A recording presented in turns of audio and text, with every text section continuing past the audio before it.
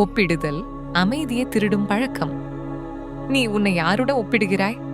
அவனுக்கு வீடு இருக்கு, அவளுக்கு புகழ் இருக்கு, அவர்களுக்கு பணம் இருக்கு. ஆனால் உன்னிடம் என்ன இருக்கு? அதை நீ பாத்தியா? பாபாஜி கூறுகிறார், ஒப்பிடுதல் ஆரம்பமான இடத்தில் அமைதி முடிவடைகிறது. ஏன்? ஏனெனில் ஒப்பிடுதல் நன்றி உணர்வை அழிக்கிறது. நீ எப்போதும் மேலே இருப்பவரை பார்க்கிறாய், ஆனால் கீழே இருப்பவரை பார்க்க மாட்டாய். மரம் மாமரத்துடன் ஒப்பிடாது, மலர் சூரியனுடன் போட்டியிடாது. ஒவ்வொன்றும் தன் நேரத்தில் மலரும். நீயும் அப்படித்தான். உன் பாதை தனி, உன் வேகம் தனி, உன் பயணம் தனி.